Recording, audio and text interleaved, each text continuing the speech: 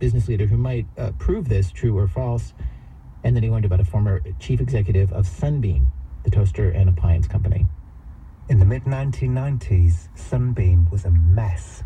The board of directors needed a merciless cost cutter, and so they offered the job to someone quite unique, a man who seemed to actually, unlike most humans, enjoy firing people.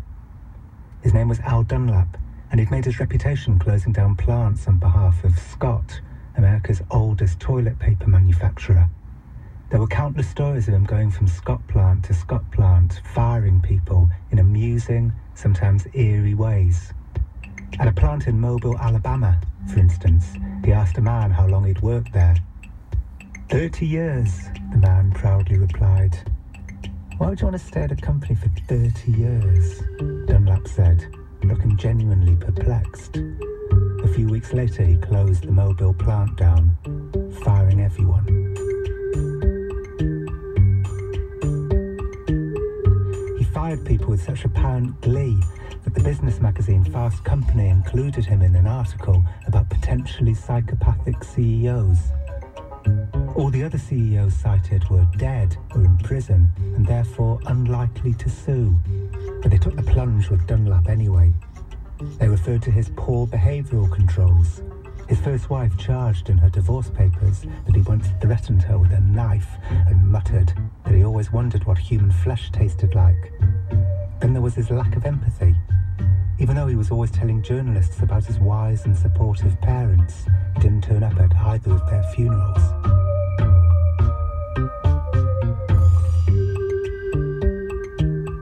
On the July 1996 day that Sunbeam's board of directors revealed the name of their new CEO, their share price skyrocketed from $12.50 to $18.63. Dunlap went on a year-long rampage across rural America, firing 12,000 employees and closing plants in Shibuya and Bay Springs and Laurel, Mississippi, and Cookeville, Tennessee, and Coushatta, Louisiana, and on, turning communities across the American South into ghost towns. With each plant closure, the Sunbeam share price soared, reaching an incredible $51. I emailed his personal assistant cum bodyguard, Sean Thornton. I said there's a theory, shared by neurologists all over the world, that the brains of certain highly successful people literally work differently to ordinary people's brains. It's basically all to do with the amygdala shooting signals of fear down to the central nervous system. The theory goes that very highly successful people like Mr. Dunlap are literally fearless because the amygdala doesn't shoot those signals. I didn't mention in the email that psychiatrists call that brain anomaly psychopathy. They said I was welcome to come over. The first obviously strange thing about Al Dunlap's grand Florida mansion and lavish manicured lawns was the unusually large number of ferocious sculptures there were of predatory animals. They were everywhere. Stone lions and panthers with teeth bared, eagles soaring downward, hawks with fish in their talons, and on, across the grounds, around the lake, in the swimming pool health club complex, in the many rooms. There were crystal lions and onyx lions and iron panthers, and paintings of lions, and sculptures of human skulls. Lions, said Al Dunlap, showing me around. He was wearing a casual jacket and slacks and looking tanned, healthy. His teeth were very white.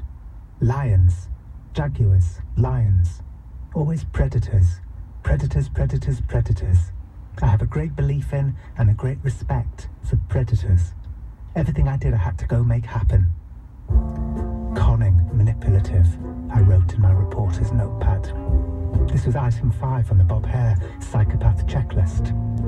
Our statements may reveal a belief that the world is made up of predators and prey, and that it would be foolish not to exploit weaknesses in others. Gold too, I said. There's a lot of gold here too. I'd been prepared for the gold, having recently seen a portrait of him sitting on a gold chair, wearing a gold tie with a gold suit of armour by the door and a gold crucifix on the mantelpiece. Well, said Al, world is shiny. Sharks. He pointed at a sculpture of 4 sharks encircling the planet. I believe in predators, he said. Their spirit will enable you to succeed. Over there you've got falcons, alligators, more alligators, tigers. It's as if both Midas and also the Queen of Narnia were here, I said. And the Queen of Narnia flew above a particularly fierce zoo and turned everything there to stone and then transported everything here. What? Said Al. Nothing, I said. No, he said. What did he just say? He shot me a steely, blue-eyed stare which I found quite debilitating. It was just a jumble of words, I said. I was trying to make a funny comment, but it all became confused in my mouth. Oh, said Al. Should we get some iced tea? He said. We gathered in the kitchen. Al, his wife Judy, and Sean the bodyguard. I cleared my throat. You know, I said in my email that your amygdala might not shoot the requisite signals of fear to your central nervous system, and that's perhaps why you've been so successful and so interested in the predatory spirit, I said. Yes, he said. It's a fascinating theory. It's like Star Trek. You're going where no man has gone before. Why are some people enormously successful and others not at all? The kids I went to school with had a lot more privileges than me, but they're not successful. Why? What's different? Something's different. It's a question that's been on people's minds for generations. And that's why when you mentioned this amygdala thing, I thought, that's very interesting. I'll talk to this fellow. I have to tell you that some psychologists say that if this part of your brain doesn't work properly, it can actually make you... he said. Dangerous, I mumbled inaudibly. I suddenly felt incredibly nervous. Sorry, he said. I can't hear you. Dangerous, I said. There was a short silence. In what respect? He said thinly. It can make you, I took a breath, a psychopath. Al, Judy and Sean the bodyguard stared at me for a long time. I was in over my head. What did I think I was doing? I'm not a licensed medical professional or a scientist. Nor, if I'm being honest with myself, am I actually a detective. I blamed Bob Hare. He hadn't told me to do this, but I never would have had I not met him. His checklist gave me false confidence that I could make my way in this land of psychopaths. They looked at me, at once deeply angry, befuddled and disappointed. I've got a list of personality traits written down here that define psychopathy, I said, pointing at my pocket. Who the hell are the people who make the list? Said Al. What are their names? I bet I never heard of them. At this, I realised I could turn the situation around to make Bob Hare take the blame in absentia for the unpleasantness. Bob Hare, I said. I pronounced his name quite clearly. Bob Hare. I never heard of him, said Al, a triumphant glint in his eye. Never heard of him, Judy agreed. He's a psychologist, I said. I exhaled to indicate that I felt the same way he presumably did about psychologists. So that list, said Al. He suddenly looked intrigued. Go ahead, he said. Let's do it. Okay, I said. I pulled it out of my pocket. Are you sure? Yeah, let's do it. Okay. Item 1. Superficial charm. I'm totally charming, he replied. I am totally charming. He, Judy and Sean laughed, easing the tension. Grandiose sense of self-worth? I asked. This was item 2 on the psychopath checklist. It would have been a hard one for him to deny, standing as he was below a giant oil painting of himself. No question, said Al.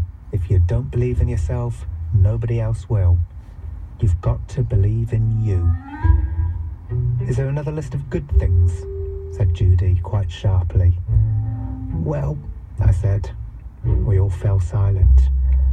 Need for stimulation, proneness to boredom? I said. Yeah, said Al. I'm very prone to boredom. I gotta go do something. Yeah, that's a fair statement. Manipulative? I said. I think you could describe that as leadership, he said. Inspire. I think it's called leadership. Are you okay with this list? I asked. Yeah, sure. Why not? He said. And so the morning continued, with Al redefining a great many psychopathic traits as leadership positives. Impulsivity was, he said, just another way of saying quick analysis. Some people spend a week weighing up the pros and cons. Me, I look at it for 10 minutes, and if the pros outweigh the cons, go. Shallow affect, an inability to feel a deep range of emotions, stops you from feeling what he called some nonsense emotions. And then there's a lack of remorse. A lack of remorse, Al says, just frees you up to move forward and achieve more great things. What's the point of drowning yourself in sorrow?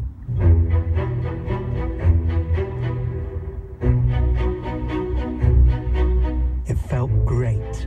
I congratulated myself on being a genius, on cracking him open. I'd found one.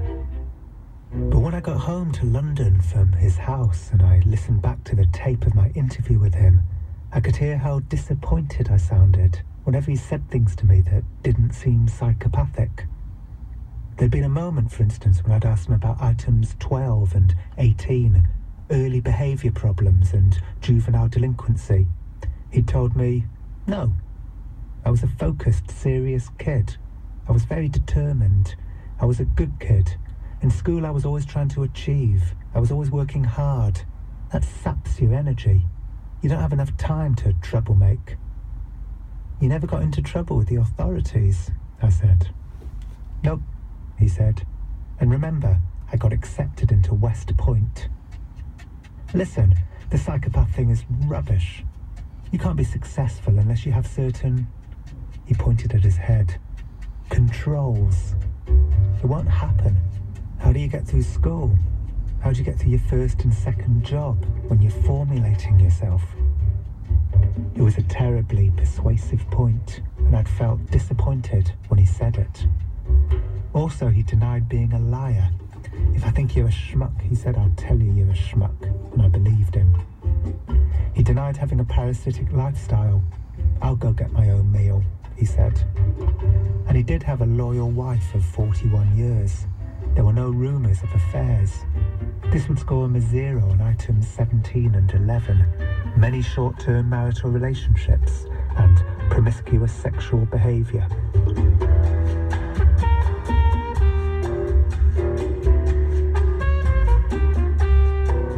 We'd had lunch before I left his house. Al had seemed in surprisingly high spirits for a man who'd just been questioned on which psychopathic traits most applied to him. As we ate, he told me funny stories about firing people. Each was essentially the same. Someone was lazy and he fired them with an amusing quip. For instance, one lazy Sunbeam executive mentioned to him that he'd just bought himself a fabulous sports car. You may have a fancy sports car, Al replied, but I tell you what you don't have. A job. You do feel good about yourself? I asked. Oh, I do, he replied. Oh, I do. Looking back at my life is like going to a movie about a person who did all this stuff. My gosh, I did that. And through it all, I did it my way. Suddenly I felt a little envious of him. I am the neurological opposite of a psychopath in that I feel anxious almost all the time. It must be great to not constantly feel like you've got someone living inside of your face, shooting you with a mini taser. Sure, I'll confess to 16 out of the 40 possible points on the checklist, and you could reasonably give him another 6 points, which would put him in the 20s, which is high, but not the 29 or 30, which is the clinical line in the sand for psychopathy. And wouldn't it be nice to just be a little more like him? Someone with no regrets about the past, no remorse, just kind of relaxed and happy.